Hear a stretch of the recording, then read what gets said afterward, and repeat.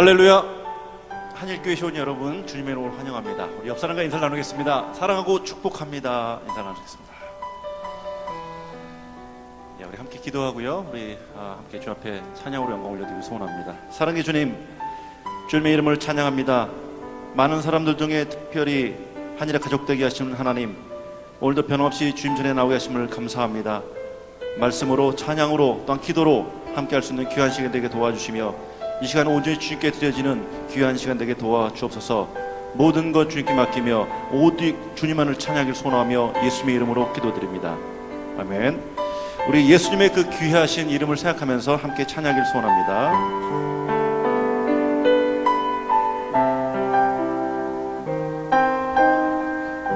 오 예수님, 오 예수님, 내가 옵니다. 내가 옵니다. 못 박히신 십자가 앞에, 십자가 앞에 그 큰 사랑 눈물에 겨워, 그 큰 사랑 눈물에 겨워 울며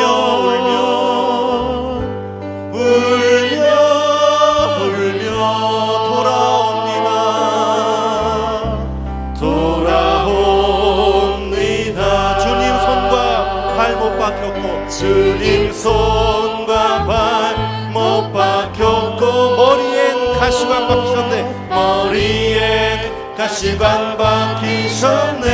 내 모든 죄와, 내 모든 죄와 허물 위에 말없이 피 흘려주셨네.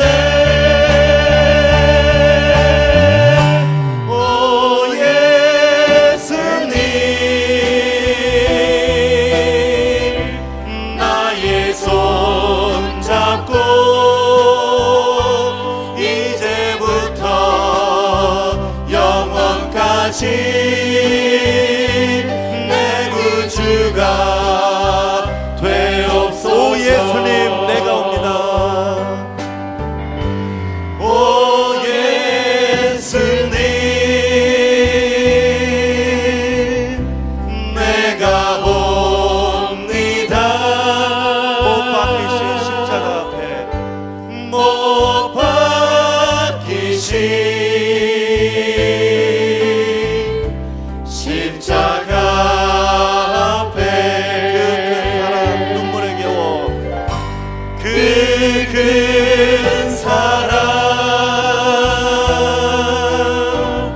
눈물에 겨워 울며 돌아옵니다.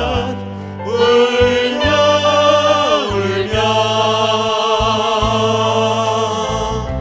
돌아옵니다. 주님 손과 발 못 박혔고, 머리에 가시관 박히셨네.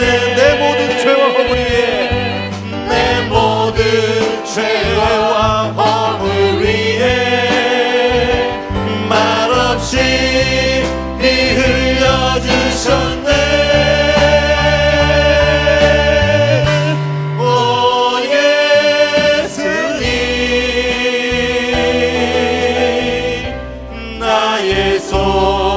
손잡고 이제부터 영원까지 내 구주가 돼. 오 예수님, 나의 손잡고,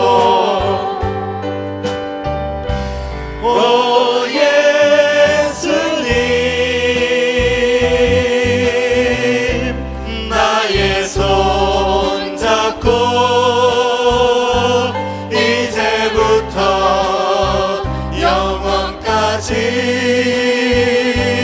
내 구주가 돼. 오 예수님, 나의 손잡고, 오 예수님,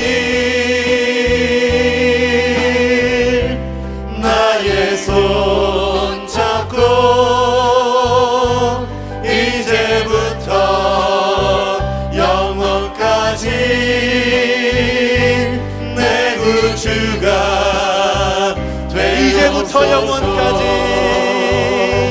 이제부터 영원까지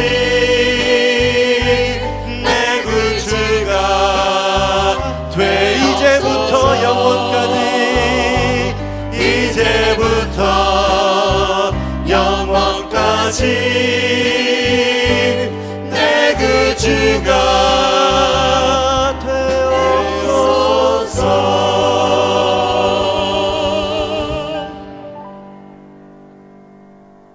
성도여 다 함께 할렐루야 아멘.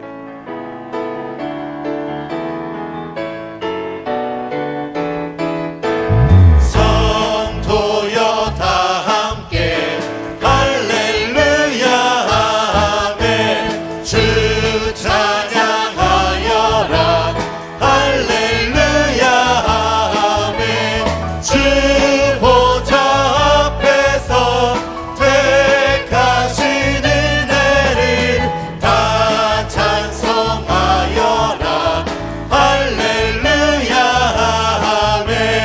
만문을 열어라 할렐루야 아멘. 온 하늘 울려라 할렐루야 아멘. 인도자 되시며 친구가 되신 주 그 사랑 끝없다 할렐루야 아멘. 주 찬양하여라 할렐루야 아멘. 찬양은 끝없다 할렐루야 아멘. 거룩한 집에서 주은 정길이며 늘 찬송하여라 할렐루야. 성도여 다 함께 성도여 다 함께 할렐루야 아멘. 주 찬양하여라 할렐루야 아멘. 주 보좌 앞에서 택하신 은혜를 다 찬송하여라 할렐루야. 방문을 열어라 할렐루야 아멘. 온 하늘 울려라 할렐루야 아멘. 인도자 되시며 친구가 되신 주 그 사랑 끝없다 할렐루야 아멘. 주 찬양하여라 할렐루야 아멘. 찬양은 끝없다 할렐루야 아멘. 거룩한 집에서 주은 종길이며 주 찬송하여자 할렐루야 아멘. 거룩한 집에서 주은 종길이며 늘 찬송 부르자 할렐루야. 거룩한 집에서 거룩한 집에서 세운 종길이며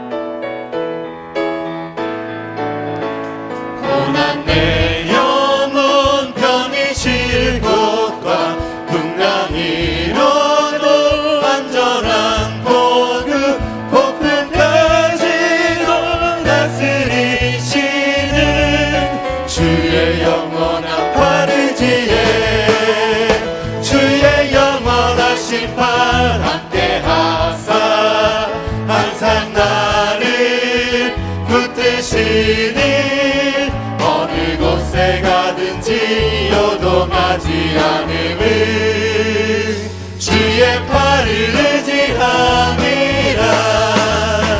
세상 친구들 나를 버려도 예수를 함께 동행함으로 주의 은혜가 충만하리니 주의 영원한 팔이지에 주의 영원하신 팔 함께 하사 항상 나를 붙드시니 어느 곳에 가든지 요동하지 않음을 주의 팔을 의지함이라. 나의 믿음이 연약해져도 미리 예비한 힘을 주시며 위태할 때도 안보하시는 주의 영원한 팔이지에 주의 영원하신 팔 함께 하사 항상 나를 붙드시니 어느 곳에 가든지 요동하지 않음을 주의 팔을 의지함이라. 능지 못한 것 주께 없으니 나의 일생을 주께 맡기며 나의 모든 짐 대신 지시는 주의 영원한 팔이지에 주의 영원하신 팔 함께 하사 항상 나를 붙드시니 어느 곳에 가든지 요동하지 않음을 주의 팔을 고난 내 영혼 편히 쉴 곳과 풍랑이로도 안전한 복음 폭풍까지도 다스리시는 주의 영원한 팔이지에 주의 영원하신 팔 함께 하사 항상 나를 붙드시니 어느 곳에 가든지 요동하지 않음을 우리 4절 마지막 합니다. 능치 못한 것 주께 없으니 나의 일생을 주께 맡기며 나의 모든 짐 대신 지시는 주의 영원한 팔이지에 주의 영원하신 팔 함께 하사 항상 나를 붙드시니 어느 곳에 가든지 영원하지 않음을 주의 팔을 주의 영원하신 팔 함께 하사 주의 영원하신 팔 함께 하사 항상 나를 붙드시니 어느 곳에 가든지 요동하지 않음을 주의 우리 단결하셔서 주의 영원하신 팔 주의 영원하신 팔 함께 하사 항상 나를 붙드시니 어느 곳에 가든지 요동하지 않음을 주의 팔을 의지함이라. 오늘도 함께 하신 주님만 생각하면서 우리 큰 박수를 올려드립니다.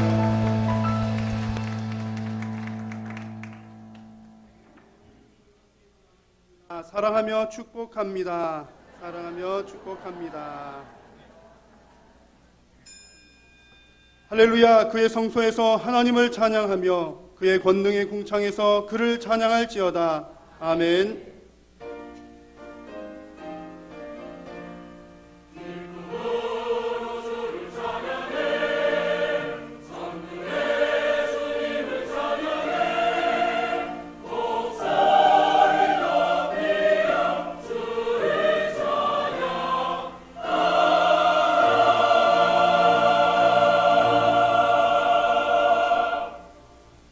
전능하사 천지를 만드신 하나님 아버지를 내가 믿사오며 그 외아들 우리 주 예수 그리스도를 믿사오니 이는 성령으로 잉태하사 동정녀 마리아에게 나시고 본디오 빌라도에게 고난을 받으사 십자가에 못 박혀 죽으시고 장사한 지 사흘 만에 죽은 자 가운데서 다시 살아나시며 하늘에 오르사 전능하신 하나님 우편에 앉아 계시다가 저리로서 산자와 죽은 자를 심판하러 오시리라. 성령을 믿사오며 거룩한 공예와 성도가 서로 교통하는 것과 죄를 사하여 주시는 것과 몸이 다시 사는 것과 영원히 사는 것을 믿사옵나이다. 아멘. 한 주간의 삶을 돌아보며 참회의 기도를 드리겠습니다.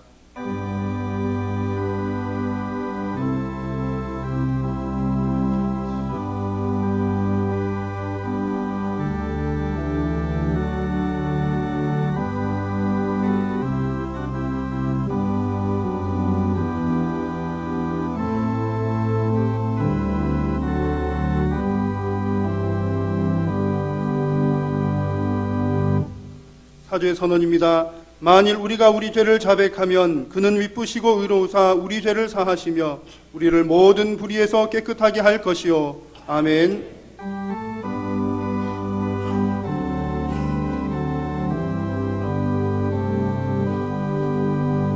모든 영광을 하나님께, 모든 영광을 하나님께, 온 마음과 뜻 다해 주사 모합니다. 모든 영광을 하나님께.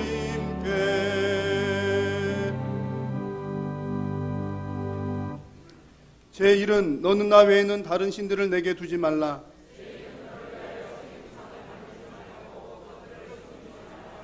제3은 너는 내 하나님 여호와의 이름을 망령되게 부르지 말라. 제5는 내 부모를 공경하라. 제7은 간음하지 말라. 제9는 내 이웃에 대하여 거짓 증거하지 말라. 아멘.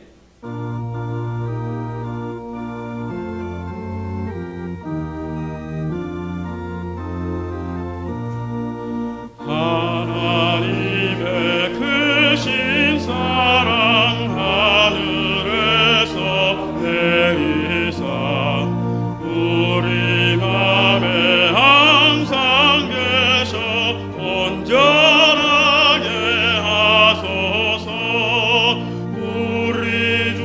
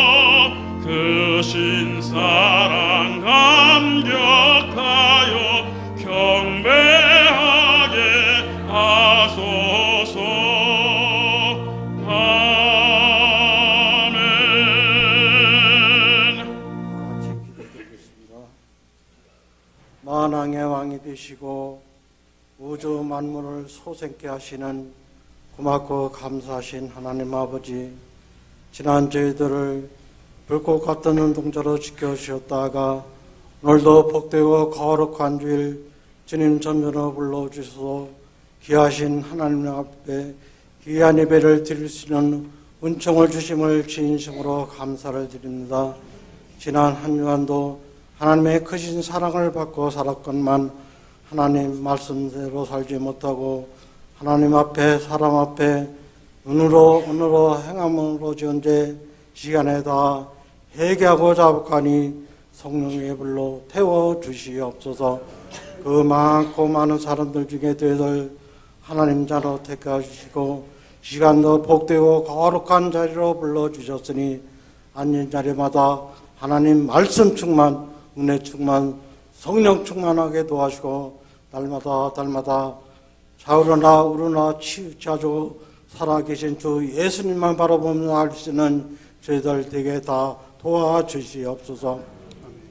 우리 하늘교회를 성도들 하나님 크신 은혜로 잘 이끌어 나가신 우리 목사님, 이렇게 아버지 갑작스럽게 몸이 연약한데 계십니다. 우리 하나님께서 불편한 부분 피 묻은 손으로 한 번만 만져 주시옵소서. 한 번만 고쳐 주시옵소서. 재활주를 통하여 하루속히 많게 되게 도와주시옵고 우리 목사님 사모님 위로해 주시고 눈물을 씻어주고 날마다 평강을 주시옵소서. 이 시간도 우리 성도들 몸이 연약한 성도 있습니다. 질병에 아버지 고생하는 분들이 있습니다. 아버지 연약한 부분이 있습니다. 우리 성도들 하나님께서 고쳐 주시옵고 건강으로 축복해 주시기를 간절히 빌고도 원합니다. 오늘도 이 나라 민족과 이 국민을 불쌍히 여겨 주시옵고 이렇게 메르스 아버지 질병으로 이렇게 아버지 이 나라가 어지러운 데 있습니다. 불안해하고 있습니다. 우리 하나님께서 더 이상 아버지 퍼지지 않게 도와주고 예수님의 볼로 깨끗하게 물러가게 도와주시옵소서. 우리 하늘교회를 이끌어 나가시는 우리 부목사님들, 강사님, 전도사님, 온 선성들이 하나가 되게 도와주시고 맡은 사명 잘 감당하게 도와주시고 열심으로 최선으로 다 감당할 수 있게 하나님께서 도와주시옵소서. 아멘. 이 시간도 말씀을 증하자 우리 김대호 목사님에도 더욱더 능력의 말씀에 두게 도와주시고 은혜의 말씀, 권능의 말씀에 두게 도와주시고 말씀을 듣는 저희들은 마음문을 활짝 여시고 은혜의 시간, 깨닫는 시간이 될 줄 믿습니다. 오늘도 이름도 없고 빛도 없이 충성 봉사하시는 분들 많이 있습니다. 우리 하나님께서 하늘문을 활짝 여시고 하나님께서 축복해 주시옵소서. 아멘. 이 시간도 우리 할렐루야 찬양대를 하나님께서 축복해 주셨고 하늘 보좌를 움직일 수 있는 귀한 찬양대가 되게 도와주시옵소서. 이 시간은 첫 시간이 마치는 시간까지 하나님 홀로 영광 받으시고 악한 마귀 틈타지 않게 도와주고 감사하신 예수님으로 간절히 기도합나이다. 아멘.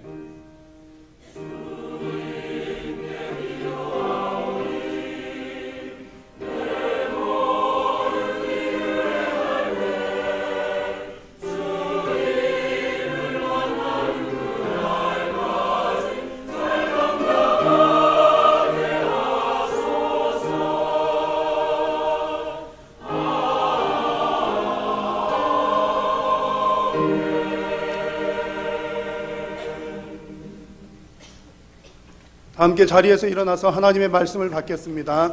오늘 우리에게 주시는 말씀은 구약성경 욥기 42장 1절에서 6절 말씀입니다. 제가 봉독하겠습니다. 욥이 여호와께 대답하여 이르되 주께서는 못하실 일이 없사오며 무슨 계획이든지 못 이루실 것이 없는 줄 아오니 무지한 말로 이치를 가리는 자가 누구니까? 나는 깨닫지도 못한 일을 말하였고 스스로 알 수도 없고 헤아리기도 어려운 일을 말하였나이다. 내가 말하겠사오니 주는 들으시고 내가 주께 묻겠사오니 주여 내게 알게 하옵소서. 내가 주께 대하여 귀로 듣기만 하였사오나 이제는 눈으로 주를 배움나이다. 그러므로 내가 스스로 거두어 드리고 티끌과 죄 가운데서 회개하나이다. 아멘.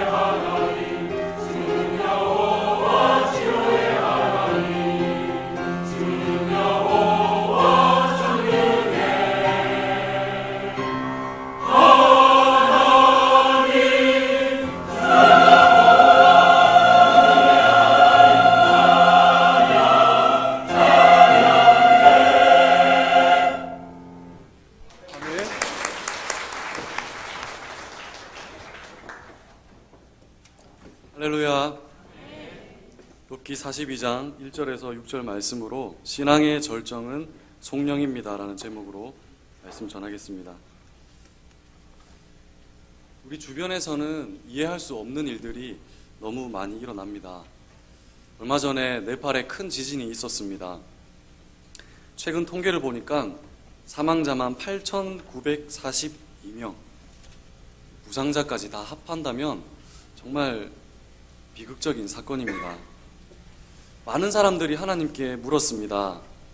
하나님, 이 지진이 일어난 이유가 무엇입니까? 왜 지진이 일어나서 수천 수만 명의 사람이 죽어야 합니까? 하나님, 정답을 좀 주십시오. 네팔의 국교는 힌두교입니다. 힌두교는 신이 많은 나라입니다. 모든 피조물이 신이 됩니다.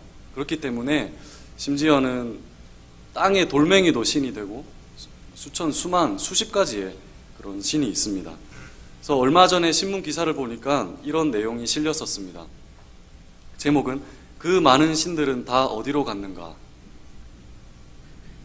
그 내용을 요약하면요, 지진이 나서 사람이 죽어갈 때 그 많은 신은 도대체 무슨 소용이 있었는가? 라는 내용이었습니다. 동일하게 이런 질문을 하는 사람이 있겠죠. 하나님, 그때 어디 계셨습니까? 그 지진 속에서 사람들이 죽어갈 때 하나님은 무슨 소용이 있었습니까?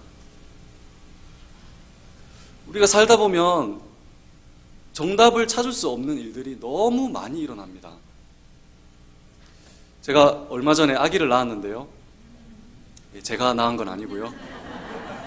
제 아내가 낳았는데요. 이 아이가 뱃속에서 여가로 있었습니다. 물론 요즘 여가도 자연분만이 가능하다고 하지만 또 산모나 아이한테 위험할 수 있기 때문에 요즘은 무조건 수술을 권한다고 합니다. 근데 여가라고 해도 돌아올 확률이 굉장히 높습니다. 왜냐하면 아기들은 뱃속에서 그 양수, 물 속에 있기 때문에 돌아갔다가도 다시 돌아왔다가 또 돌아갔다가 이렇게 하기 때문에 결국에 출산 전에 돌아오는 경우가 97%라고 합니다. 3%의 경우만 끝까지 여가로 있다가 돌아오지 않는다고 합니다. 저는 왜 여가가 생길까? 산부인과 의사에게 한번 물어본 적이 있었습니다. 선생님, 왜 여가가 됩니까?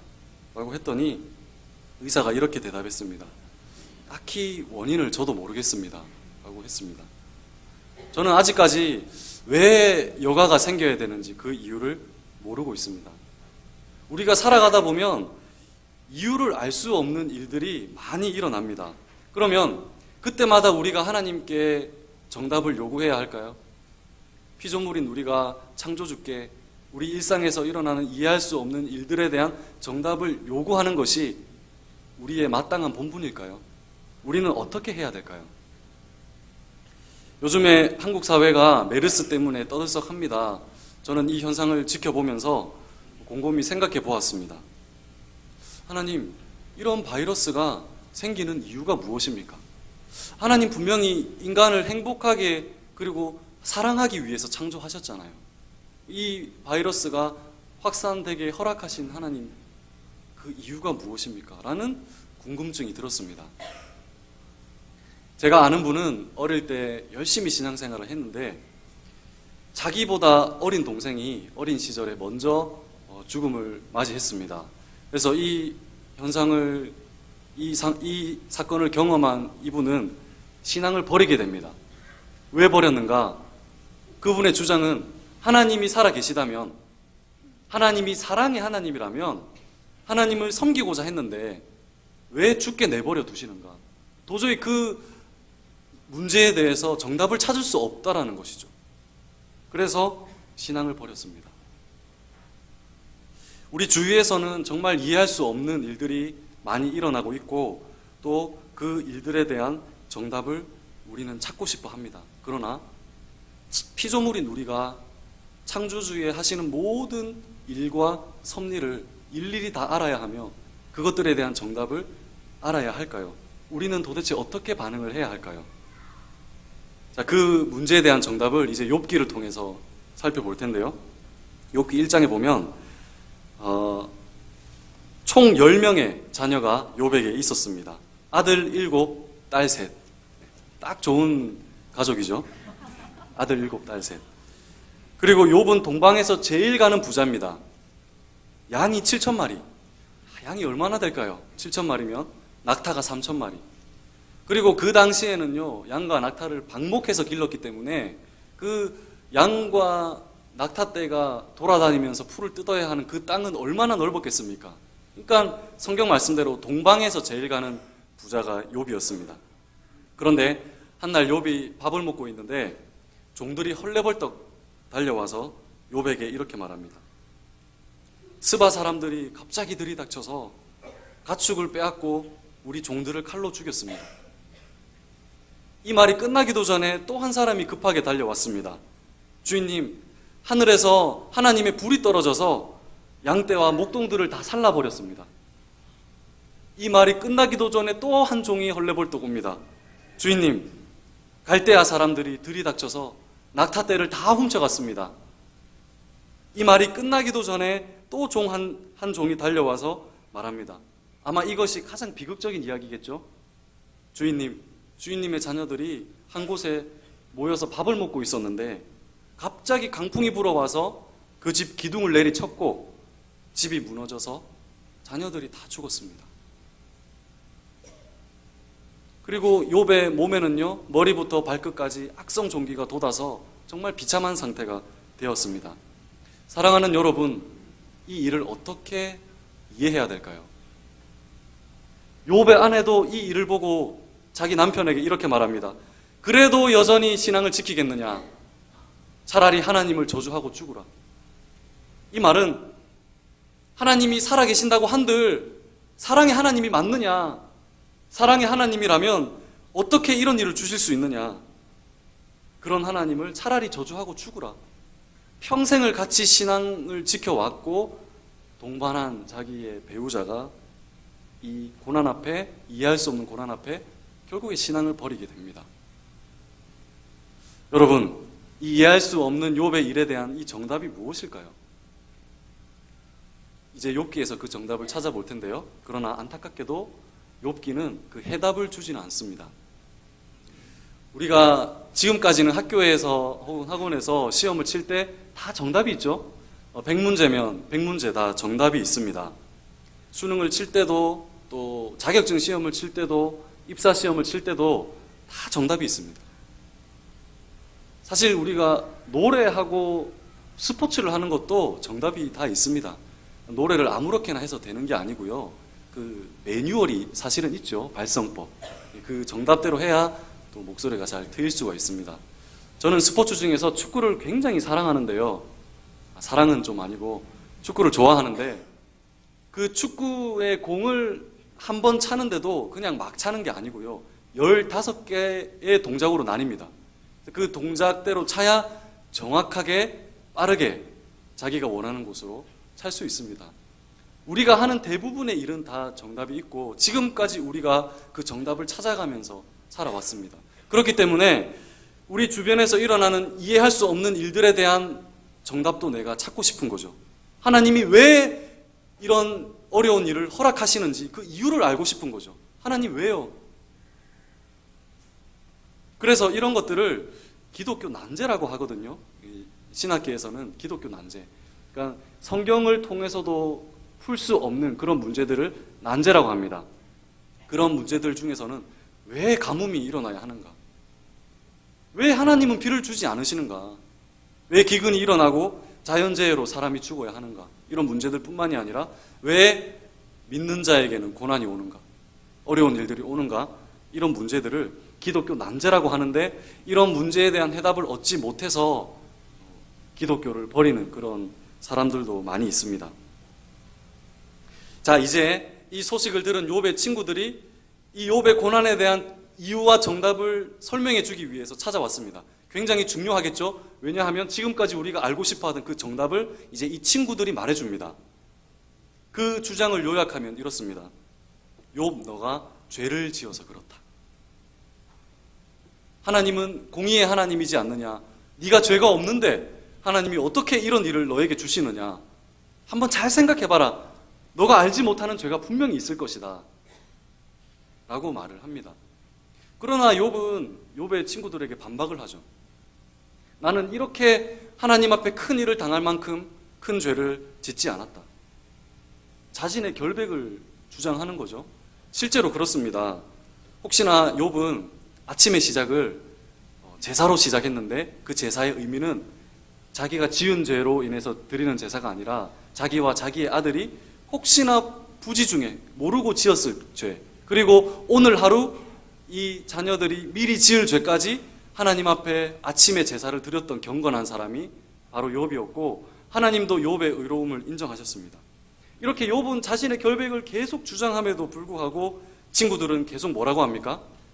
그러면 네 죄가 아니라면 네 자녀들이 죄를 지었기 때문에 네가 벌을 받는 것이다. 그 죄를 한번 생각하고 찾아내라. 그것을 회개하면 하나님이 너를 회복시켜 주실 것이다 라고 주장을 하는 것이죠. 그 문맥상에서 우리가 잘 아는 말씀이 등장하는데요, 욥기 8장 7절에 내 시작은 미약하였으나 내 나중은 심히 창대하리라. 여러분, 이 말씀 우리가 흔히 사업장에 가면 액자로 많이 걸려 있으시죠?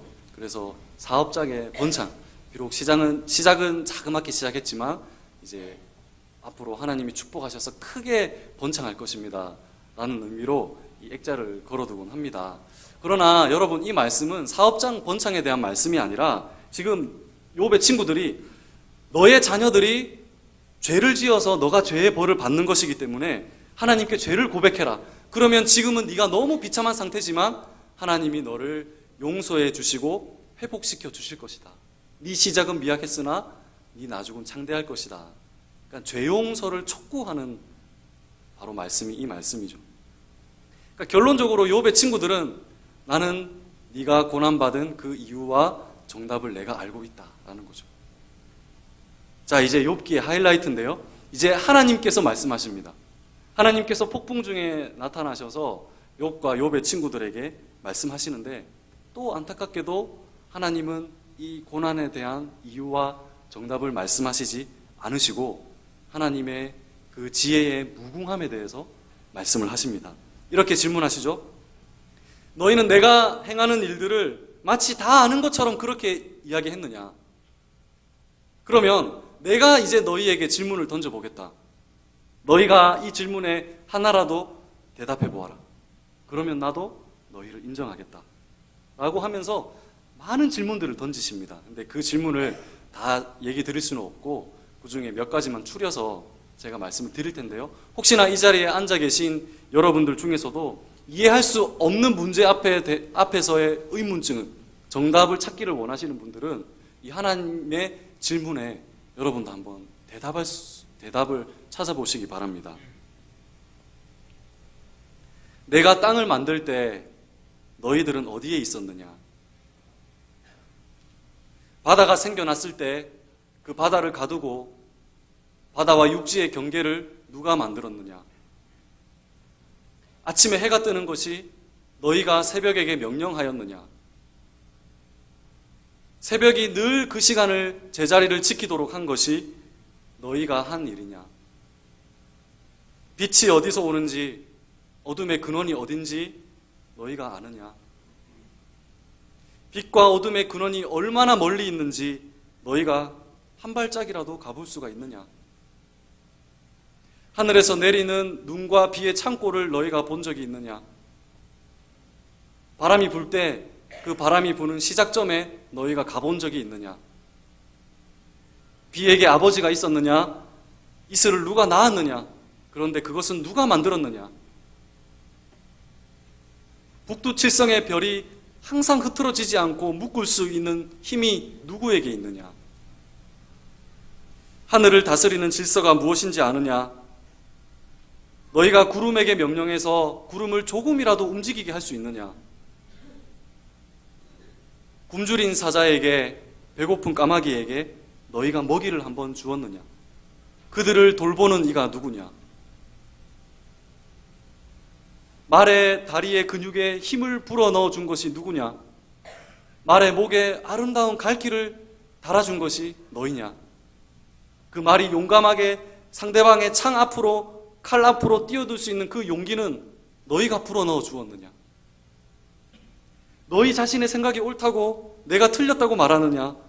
너희가 나를 비난하니 한번 대답해 보아라. 이 질문에 하나라도 대답할 수 있으면 나도 너희 말이 맞다는 것을 인정하고 너희를 찬양하겠다. 결국엔 뭡니까? 하나님이 하시는 일들은 인간의 지혜와 이성으로 다 이해할 수 없습니다. 하나님의 그 지혜와 전능하심은 너무 높고 깊고 넓기 때문에 인간의 지혜로 다 이해할 수 없습니다. 그래서 우리 인생 가운데 일어나는 내가 이해할 수 없는 일들, 기독교 난제 앞에서 우리는 하나님을 원망하고 하나님을 없다고 하는 것은 너무나 어리석은 일이죠. 그러면 우리는 어떻게 해야 할까요? 우리는 어떻게 반응을 해야 할까요? 바로 오늘 본문 말씀 욥의 반응을 보시기 바랍니다. 오늘 본문 욥기 42장 1절에서 6절인데요. 우리 성경책이 다 펴져 있으시죠? 네, 펴져 있으신다면 우리 같이 한번 합독해서 읽어보겠습니다. 욥기 42장 1절에서 6절 같이 읽어보겠습니다. 시작. 욥이 여호와께 대답하여 이르되 무슨 계획이든지 못 이루실 것이 없는 줄 아오니 무지한 말로 이치를 가리는 자가 누구니이까? 나는 깨닫지도 못한 일을 말하였고 스스로 알 수도 없고 헤아리기 어려운 일을 말하였나이다. 내가 말하겠사오니 주는 들으시고 내가 주께 묻겠사오니 주여 내게 알게 하옵소서. 내가 주께 대하여 귀로 듣기만 하였사오나 이제는 눈으로 주를 배웁나이다. 그러므로 내가 스스로 거두어 드리고 티끌과 제 가운데서 회개하나이다. 아멘. 나는 결백합니다. 나는 죄가 없어요. 라고 결백했던 욥이 그 하나님의 무한한 지혜를 듣고 뭐라고 말합니까? 주님, 내가 주님 앞에 회개합니다. 내가 맞다고 하지 않을게요. 내가 주님께 이 고난의 정답을 찾으려고 했던 것이 너무 교만한 일이었군요. 나는 내 친구들의 말이 틀렸고 내 말이 맞다고 생각했습니다. 그러나 주님의 그 무한한 지혜 앞에 내가 알지도 못하는 말을 하나님 앞에 했군요. 주님, 나는 죄인입니다. 티끌과 죄를 뒤집었습니다. 주님 경배합니다. 주님 영광 받아 주십시오. 결국에는 이 하나님의 전능하심과 지혜 앞에 압도당해서 그 어려움의 이유와 정답을 찾기보다 그 하나님의 기쁘신 섭리와 사랑이 있음을 믿고 하나님 앞에 경배하며 하나님께 영광 돌렸습니다. 그래서 저는 오늘 설교의 제목을 신앙의 절정은 속령이다라고 정했습니다. 우리 한번 따라 할까요? 신앙의 절정은 속령이다. 속령이 무엇입니까? 속령, 우리 또 성가대 하시는 분들과 지휘자님은 잘 알 겁니다. 속령이라고 하면 하나님께 영광 돌리는 찬양, 하나님의 하나님 되심을 인정하는 찬양, 이걸 속령이라고 하는데 주로 찬송가를 보시면 1장에서 주로 전반부에 배치된 찬송가의 분류가 아마 속령으로 되어 있을 것입니다. 그 찬송의 특징들은 하나님께 영광을 올려드리고 하나님의 하나님 되심을 그대로 찬양하는 그런 찬양이 속령입니다. 그러면 신앙의 절정은 속령인데 이 절정이라는 뜻은 무엇입니까? 절정은요, 어떤 사물의 진행이나 발전이 최고의 경지에 달한 상태를 절정이라고 합니다. 그러면 신앙의 절정은 속령이다라는 그런 뜻이 무엇입니까? 우리 그리스도인의 신앙의 진행과 발전이 최고의 경지에 달한 상태는 어떤 사람인가? 비록 이해할 수 없는 상황 속에서도 그 하나님의 무한하신 지혜와 섭리와 사랑이 있음을 믿고 그 사랑 앞에 압도되어서 하나님 앞에 영광 돌려드리고 하나님을 찬양하며 하나님 그분의 이름을 높여드리는 사람, 결국에는 신앙의 끝에는요 속령입니다. 저는 신학대학교를 입학해서 기대를 많이 했습니다. 공부를 하면 할수록 하나님을 더 잘 알겠지. 그렇지 않습니까? 사실 신학이라는 게 하나님을 배우는 학문이지 않습니까? 신학을 배우면 배울수록 하나님을 더 깊이 이해하겠지.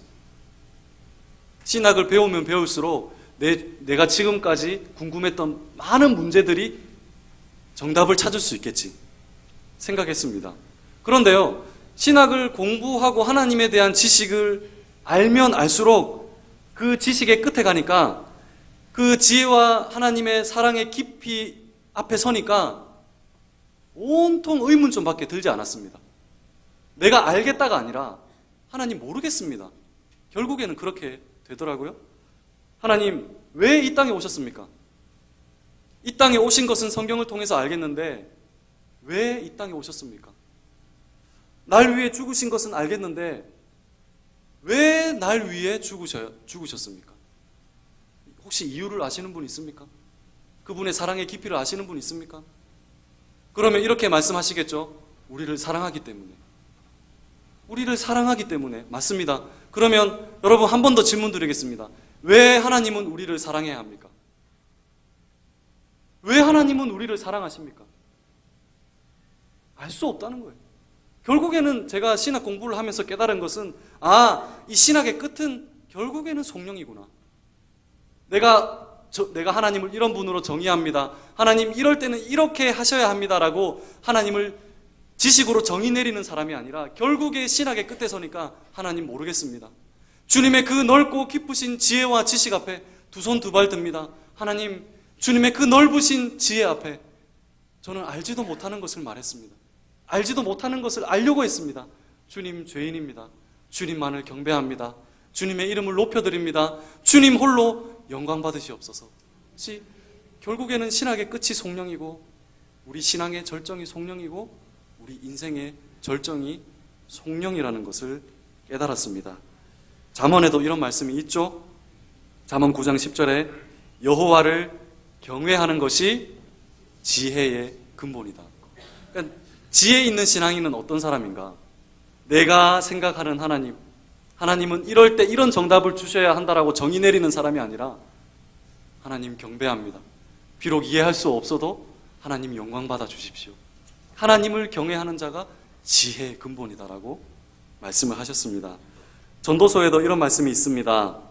전도서 12장 13절에 이래 결국은 다 들었으니 하나님을 경외하고 그의 명령들을 지킬지어다.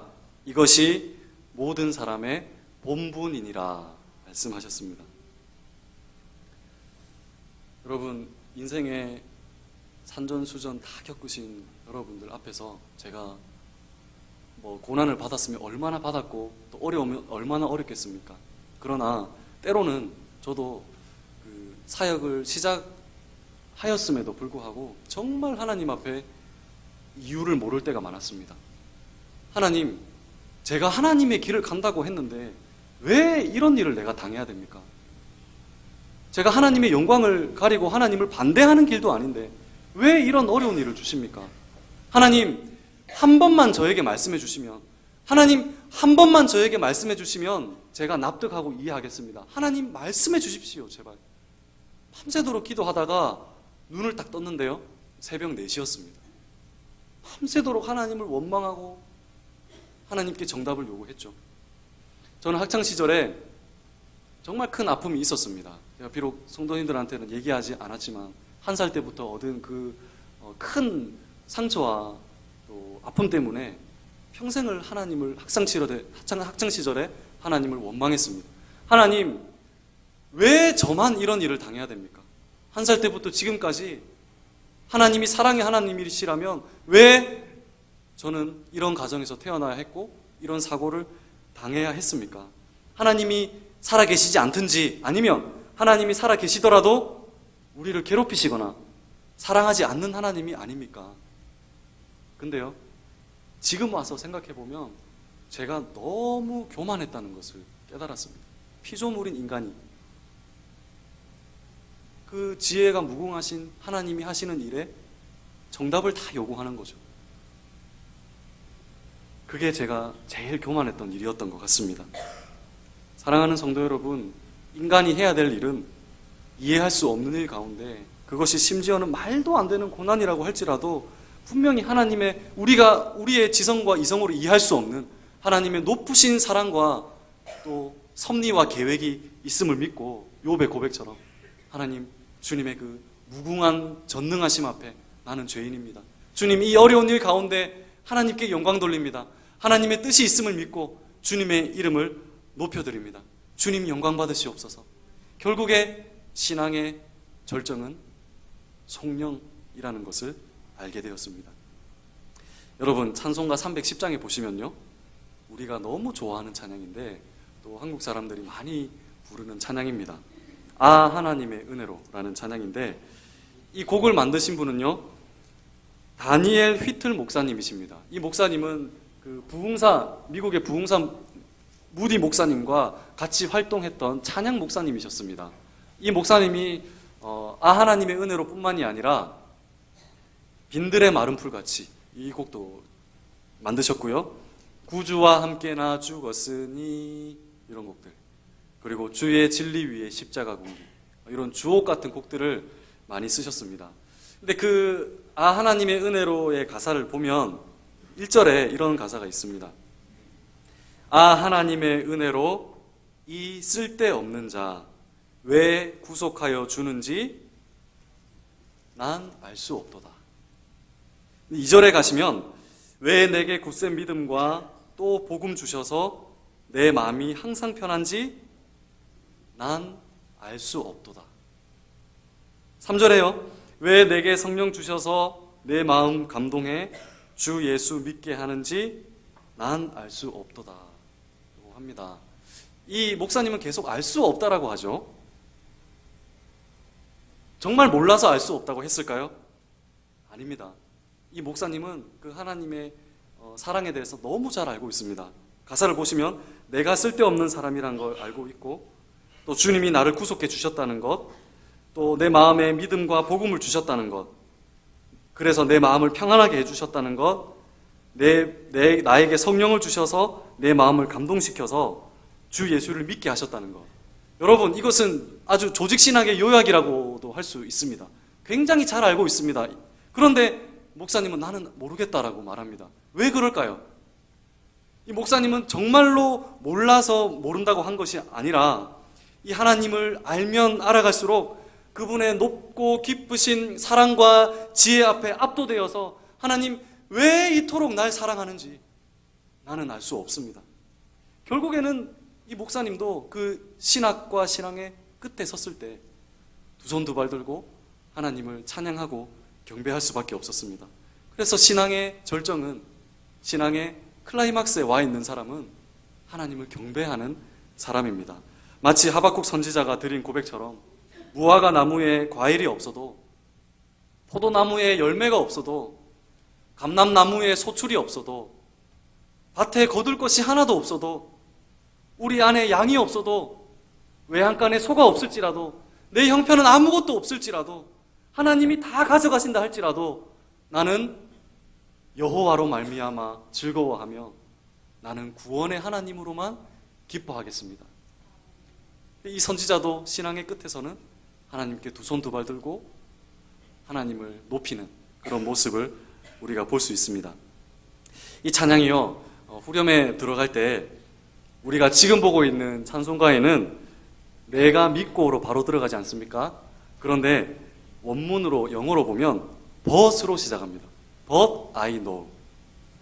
그러니까 전반부에는 하나님의 그 크신 은혜와 사랑, 한이 없고 넓으신 그 크신 사랑 내가 다 알 수 없습니다. 그러나 내가 아는 것 한 가지는 주님께서 내 모든 형편을 아시고 나를 돌보아 주신다는 사실입니다. 결국엔 하나님께 영광 돌리는 그런 찬송이죠. 그래서 이 찬송가의 후렴의 두 번째 줄에 보시면, 지금 여러분 찬송가에 보시면 늘 보호해 주실 것을 확실히 아네, 이 보호라는 단어를 썼는데 우리가 이전에 봤던 통일 찬송가에는 어떻게 했습니까? 돌보아 주실 것을 나는 확실히 아네 라고 번역이 되어 있습니다. 왜 이렇게 상이할까? 제가 이 찬양의 원문을 찾아봤더니 이 목사님께서는 이 단어를 keep이라는 단어를 썼습니다. 이 keep이라는 것이 원래는 유지하다, 지키다 이런 뜻이 있지 않습니까? 그런데 이 keep이라는 단어는 가끔씩 protect, 보호하다라는 뜻으로 가끔씩 사용되기도 합니다. 그런데 또 중요한 것은 이 keep이라는 단어가 타동사로 쓰일 때는 가축을 양육하다, 가족을 보살피다 이런 뜻으로도 사용된다는 거죠. 그러면 이 두 가지 중에 무엇이 맞는가 제 생각에는요, 이전 게 맞는 것 같습니다. 왜냐하면 그 앞에 가사를 보면 내 형편을 다 아시는 주님께서 나를 돌보아 주시는 것이 더 자연스럽지 않겠습니까? 내 모든 형편을 아시는 주님께서 나를 양육하시고 돌보아 주시는 것이 더 자연스럽기 때문에 저는 이전 통일 찬송가의 가사로 준비를 했습니다. 여러분 이 가사를 보시면서 너무 좋은 찬양 함께 불러보시면서 오늘 우리가 함께 나누었던 주제 신앙의 절정은 성령이다라는 것을 기억하면서 함께 하나님을 찬양했으면 좋겠습니다. 우리 한번 불러보겠습니다.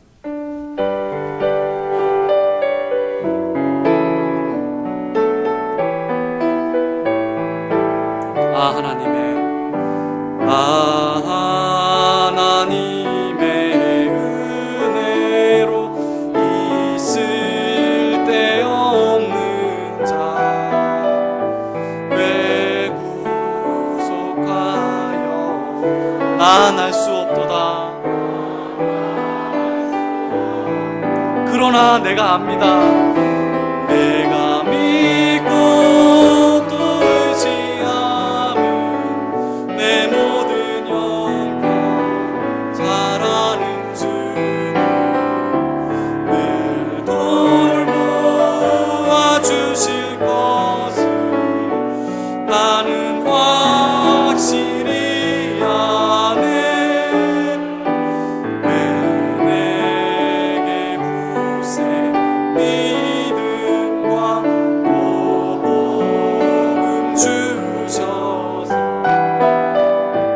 내 마음이 항상 나는 알 수 없습니다. 난 알 수 그러나 내가 확신합니다. 내가 믿고 또 의지함은 내 모든 영광 잘하는 주님 돌보아 주실 것을 나는 확실히 왜 내게 성령 주셔서 내 마음을 감동해 주 예수 믿게 하는지 난 알 수 없고 내가 믿고 또 의지함은 내 모든 영광 잘하는 주님 늘 돌보아 주실 것을 나는 확신. 내가 믿고 또 의지함은 내가 믿고 또 내 모든 형편 내 모든 형편 잘하는 주님 늘 돌보아 주실 것 나는 확실히 아네.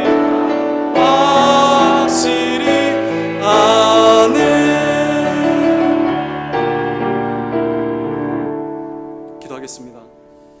하나님 아버지, 우리의 신앙의 절정은 우리의 인생의 절정은 결국 성령임을 기억하면서 비록 때로는 이해할 수 없는 일들이 우리에게 찾아온다 할지라도 그것에 대한 정답을 요구하기보다 그 무한하고 한량없으신 하나님의 지혜와 뜻과 섭리가 분명히 있다는 것을 믿고 하나님께 영광 돌리며 그분의 이름을 높여드리며 하나님을 찬양하는 성령의 삶을 살아가는 우리 모두가 될 수 있도록 축복하여 주시옵소서. 감사드리며 살아계신 예수 그리스도의 이름으로 간절히 기도드립니다. 아멘. 광고 말씀을 드리겠습니다. 오늘 오후 찬양 예배는 1, 2 청년 찬양대 헌신 예배로 드립니다. 강사는 고신 기독교 상담센터 유병국 목사님이십니다. 많이 참석해 주시기 바랍니다. 결혼 광고가 있습니다.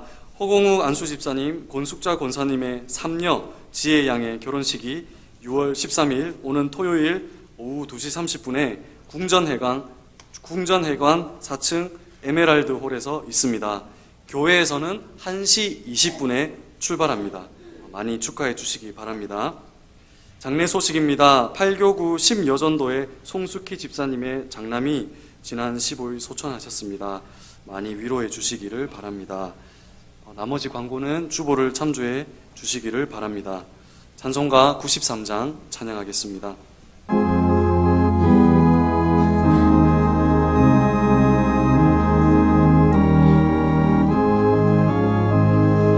예수는 나의 힘이요 내 생명 되시니 구주 예수 하나 살면 죄 중에 빠지리 눈물이 앞을 가리고 내 맘에 근심 쌓일 때 위로하고 힘주시리 주 예수. 예수는 나의 힘이요 내 친구 되시니 그 은혜를 간구하면 동성이 받으리. 햇빛과 비를 주시니 추수할 곡식 많도다. 귀한 열매 주시니 주 예수. 예수는 나의 힘이요 내 기쁨 되시니 그 명령을 준행하여 늘 충성하겠네. 주야로 보호하시며 바른 길 가게 하시니 의지하고 따라가리 주 예수. 예수는 나의 힘이요 내 소망 되시니 이 세상을 떠나 살 때 영생 얻으리. 한없는 복을 주시고 영원한 기쁨 주시리. 나의 생명 나의 기쁨 주 예수. 제가 봉헌에 대한 예물에 대한 봉헌 기도를 드리고 우리 담임 목사님께서 축도해 주시겠습니다. 모든 만물의 창조주시고 소유주 되신 하나님, 우리의 모든 것이 하나님의 것이고 나 자신도 하나님의 것임을 고백합니다. 하나님께서 주시지 않았다면 내가 여기 서 있는 것조차 불가능함을 고백합니다. 그 믿음의 고백을 담아 우리가 가진 일부를 하나님께 드렸습니다. 믿음의 고백 속에 드린 이 예물을 주님 기뻐 받아주시고 바친 모든 손길과 가정과 기업 가운데 이 땅에서도 마르지 않는 기름진 축복과 하늘에 있는 신령한 영적인 축복으로 함께하여 주시옵소서. 이 작은 예물이 쓰일 때 오병이어의 도구가 되게 하셔서 하나님의 손에 붙들릴 때 많은 영혼을 구원하며 하나님의 교회를 세우며 하나님의 영광을 드러내는 복음의 사역에만 귀하게 쓰일 수 있도록 축복하여 주시옵소서. 감사드리며 살아계신 예수님의 이름으로 기도드립니다. 아멘. 우리 구주 예수 그리스도의 크신 은혜와 하나님 아버지의 무한하신 사랑하심과 성령님의 교통하심과 유로하신 충만케 하심과 넘치도록 축복해 주신 역사가 오늘 예배한 우리 온 성도들 머리 위에 영원 무궁토록 함께 있을지어다. 아멘.